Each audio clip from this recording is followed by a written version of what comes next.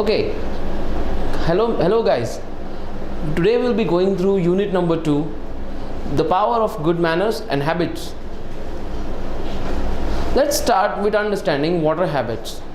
Habits are routine behaviors done on a regular basis wherein we actually observe what we are trying to do.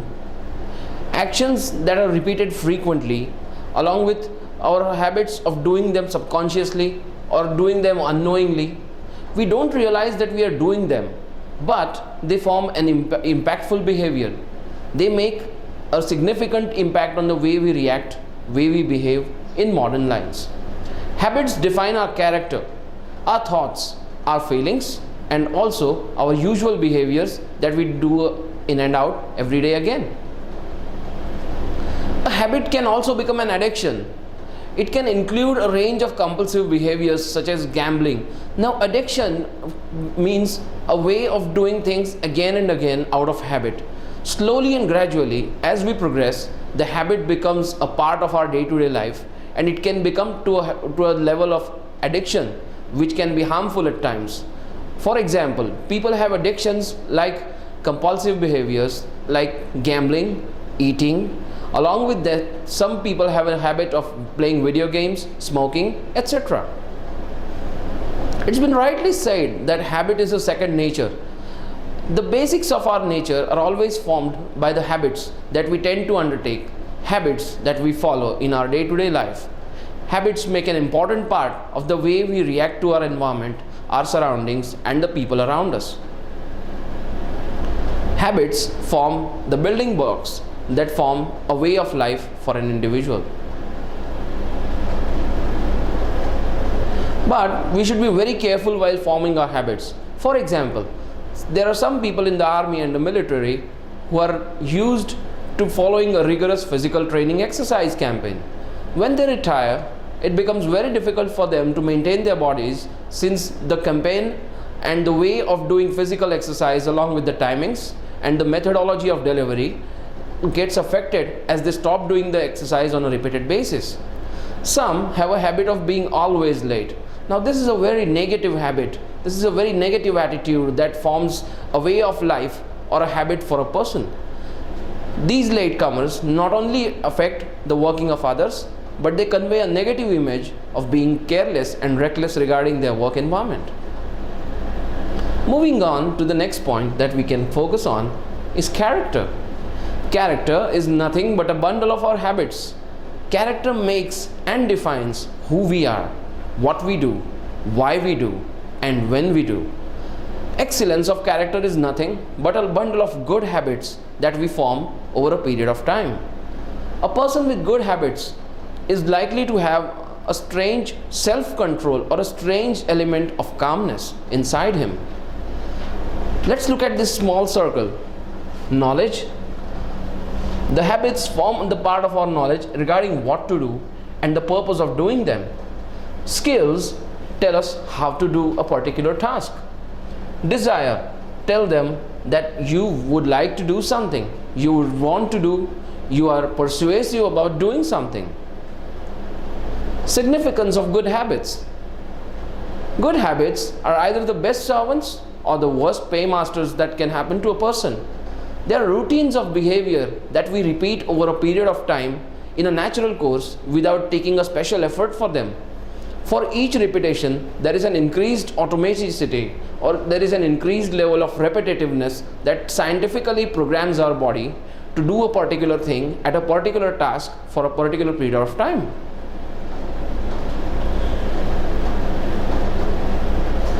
The easier it is, the harder it is to change. There is a popular saying that says, old habits die hard. It means that it is very difficult to remove any of our habits, whether good or bad, because they have been programmed in a systematic manner, and even computer programs are difficult to reprogram once they are set in the computer. A good habit always comes with a motivation. It always lets you understand the purpose of why you would like to do a particular thing and what you stand to gain out of it. Only perseverance will convert those repeated habits into an act into a task, and a task in a work environment. Good habits make a good individual. because good individuals are the roots or the fundamentals of any developing nation and their societies. So what are the various kinds of good habits that we can understand and the kind of good habits that we can follow in our day-to-day life? First, get on a good schedule. Here is an example of a day planner wherein we need to structure and routine our lives.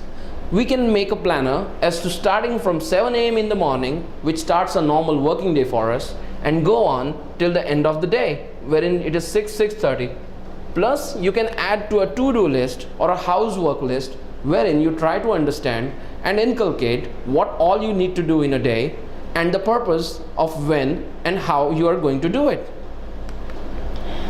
Eat healthy. It is said that no war in the world has ever been won with a hungry stomach.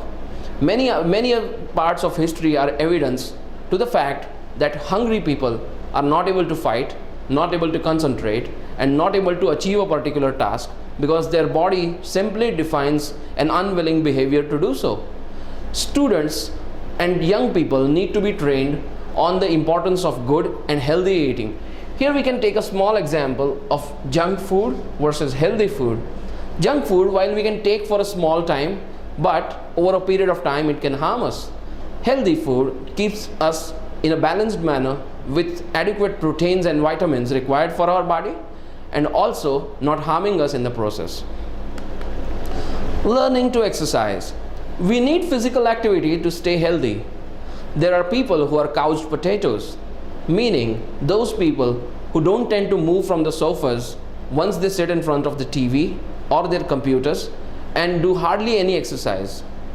There is a red sign. Friends, sitting long hours on the chair or on the sofa can lead to a massive accumulation of fats in our body, and over a period of time it can lead to some massive diseases or injuries to us like heart attacks or a blood pressure rise or falling a prey to diabetes.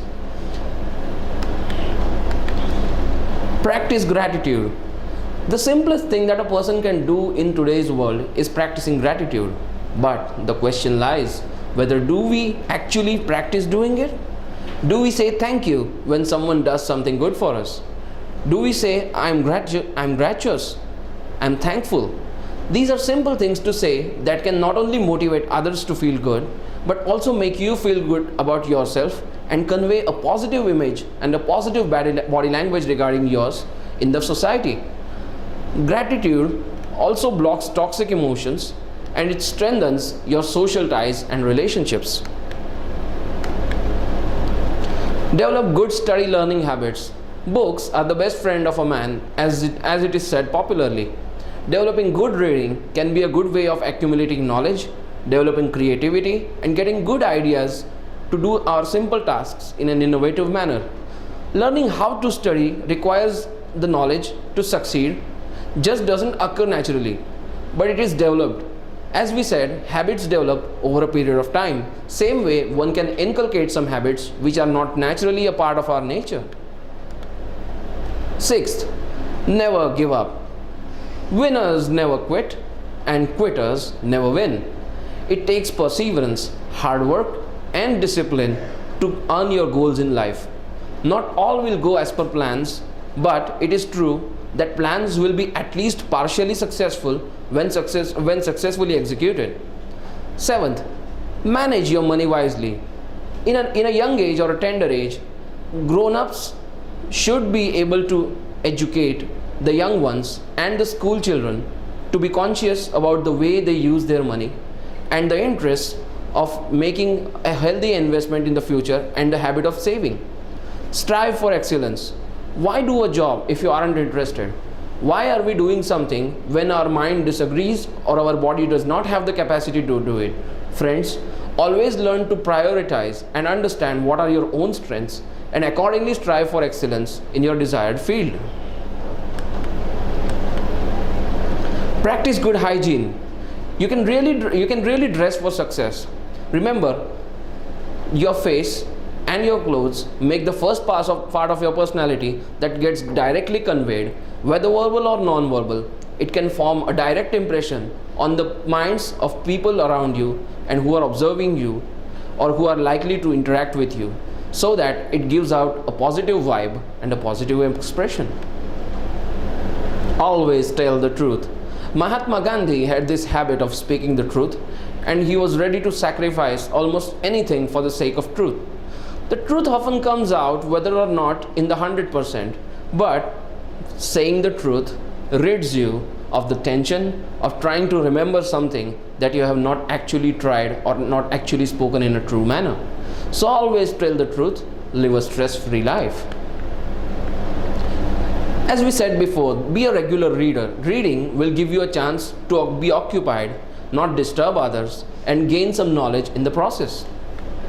Punctuality affects the way we are perceived by our colleagues, especially in the work environment and in colleges, wherein your arriving or not arriving on time gives out a message regarding the level of seriousness that you display towards your tasks, your environment, and also towards your colleagues. Say hello. The biggest and the easiest thing to say to anyone is hello. If you fail to respect those in authority positions, it will be difficult for you to manage your future prospective life in a professional environment. It doesn't matter whether your boss is a senior or a teacher or a college lecturer. Be aware that the person who is sitting in the desk has strived to work hard. The person has been working religiously and disciplinedly in a manner which has been customable or customized to the work environment of the organization. So learning to say yes ma'am or yes sir or politely saying no is a good way of expressing yourself in a positive manner without actually letting go of your emotions. Ways to develop good habits. First, repeat over a period of time. For example, if we decide to start jogging every day, learn to be perseverance about it and do it every day so that it becomes a regular habit. Prepare a to-do list. Make a day planner starting from your morning till the last minute you go to sleep in the day, what all tasks you feel you need to accomplish and how you are going to accomplish and devote time to each task in a separate manner. Build your habits into a routine. Once you prioritize, then it will become a habit of your body and it will get automatically programmed in our mind as a daily habit to look into a routine and follow day-to-day tasks in a phased and disciplined manner. Develop self-discipline. Self-control is something that comes over a period of time with practice. Very few people are gifted with self-control or not able to inculcate into them. Very few people are so who have this gifted ability to be in control of themselves. Self-control can actually give you the power to define your thoughts and express them in a manner which will actually help the others in your work environment. Start simple. Don't try to complete many things in one day, but start with one task at a time. For example, if you say that you would like to learn to drive a bicycle, if you want to start, don't just sit on the bicycle and push yourself. First, learn how to balance a bicycle, then climb on it, then actually start pedaling with someone's efforts. Take some support, and ultimately, with practice, riding the bicycle will be a dolly. Remove temptations. In your work environment, you will find disturbers or enhancers who will actually affect the way you work in a positive or a negative manner. People will try to tempt you in a way to actually hesitate, to actually make you disturbed, or actually refrain from doing what you were trying to do in a disciplined manner. 5 habits you must quit to be happy.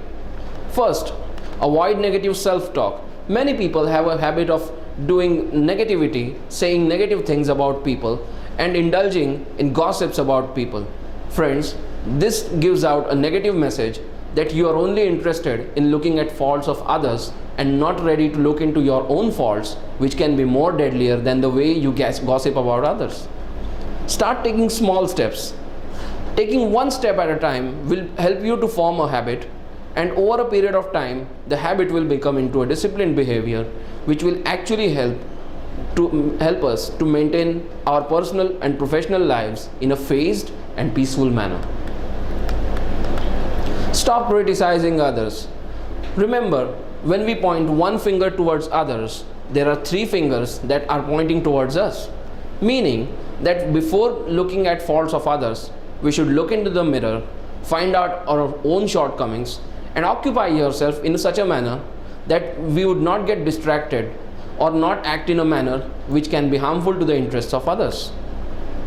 Let's just focus on our own growth, and we will be so busy correcting ourselves that we won't get time to look at others' lives. Quit comparing yourself to others and quit trying to be someone other than yourself. For example, if there is a personality or if there is a film actor, you can aspire to look or wear clothes like that person, but you cannot become that person actually. To quit trying to be other and be original.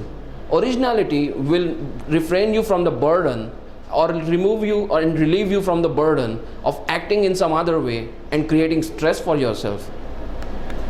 Media and television try to impose almost unattainable images to us and make us follow standards that they find attractive, but many a times the reality is neglected. Our power lies in believing in ourselves, our abilities, and our habits to make a positive image for ourselves. Stop taking everything for granted. There are people in the world who start taking things for granted. For example, if we are walking on a road and eating a banana, in spite of seeing a dustbin, we tend to have the habit of throwing the banana outside the dustbin rather than into it. We should stop taking things for granted, and we should actually practice one simple exercise so that the true secrets of a behavior can be revealed and it can be changed over a period of time. When you wake up in the morning, try to feel thankful for three different things, and when you end the day, thank the Lord or thank the Almighty for doing whatever is good for you. What is grooming? Let's move on to the most important part of our personality, that is dressing or grooming. Personal grooming refers to an act of cleaning and maintaining part of one's body. It starts from maintaining good grooming of your hair, your face, your body, your hands and your legs, which form the most important presentable parts of your personality. Grooming is the process of making yourself neat, attractive, lookable, and approachable. Good grooming is commonly referred to a person's appearance. It is appropriate dressing and presenting yourself in an appropriate manner for a particular task and convey a positive image in the process. Let's look at this image. It conveys the way the person has groomed herself, her face and her hands, which look clean and shaven, and also trimmed nails, which convey that you are aware about your personality, and also your overall cleanliness conveys your overall sense of responsibility and respect for your body.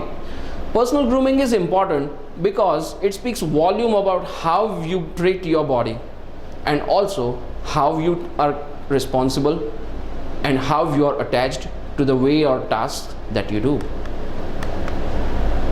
What are good manners and etiquettes? Good manners are a set of behaviors which mark someone as civilized and the others as uncivilized. Courtesy, politeness, or having a good dialogue, conveying a positive body language, or telling something or respecting others is a way of showing how you can display yourself as a good person. If you show good manners, you are most likely to be accepted in all kinds of groups, whether good or bad. Let's start with some simple habits and etiquettes of good manners at home. Being helpful to others in your home, saying please and thank you, sharing of each other's properties and valuables, respecting other people's properties, helping the family in doing tasks in a combined manner as a group, cleaning up yourself, your bedrooms, and many more can form small ways in which you can be thankful and display good manners at home. In college or at your workplace, saying good morning or returning things that you have borrowed or saying may I borrow something from you, holding the door for a person coming in and displaying please come inside, I will walk after you, saying please and saying thank you are ways of actually displaying courtesy and being thankful and gratuitous for whatever you have received or given to a person. Not littering around in college. Many of us have a habit of chewing pan, chocolates, and even some drinks, and actually spitting it over on campus walls. Friends, our disrespect for the college property conveys our disrespect for ourselves. When we are out, in the same manner we can respect people. For example, let's go to a bus. If you are standing in a bus and you get a seat, on the next seat an old person is climbing up, and on the next stop, when an old person gets into the bus, he's standing there while you as an energetic person are sitting down, is a shameful behavior and your disrespect for the old gentleman. You can try being thankful and stand up and accommodate your place for the old person or a lady or a child who are in dire need of sitting down and can be affected or harmed in case something goes wrong in the lecture. Basic dining etiquettes. Always wash your hands. Friends, everywhere, every day that we wander around, we get lots of bacteria and germs that accumulate on our hands, our legs, our face. So it is important that we don't let these bacteria and infectants enter our body. So it would be helpful to wash our hands every day and eat in a subtle manner instead of just chomping our food down, making irritating noises which can be irritating for other people sitting around us. Fork and knife. The British style and the American style of holding fork and knife are displayed here for your reference. Let's try to hold a knife. For example, if we have the fork, we do it in the left hand, putting it our finger, and in the right hand we take the knife, put our first finger on the edge of the knife, and then try to cut it and eat it without making so much noise. Remember, glass plates when dashed with a spoon can make a lot of noise, but good etiquettes say that you need to eat without making noise of the glass plates.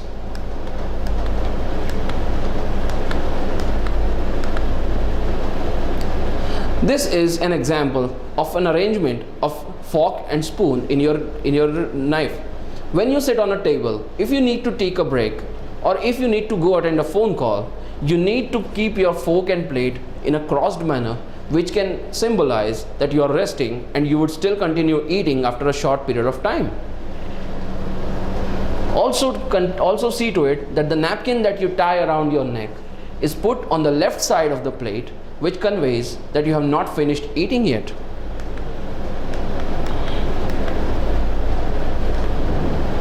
There are some people who don't tend to understand the importance of utensils and etiquettes. Here we see that the person has actually put the spoon on the outside of the table. This conveys indecency and impoliteness for the eater. It conveys that the person is in a hurry and does not care much about the food or is unwilling to eat much of the food in the plate. This is a style of table laying wherein the forks always form the left part of the plate, the spoon or the soup spoon form the right part, accompanied by the knife.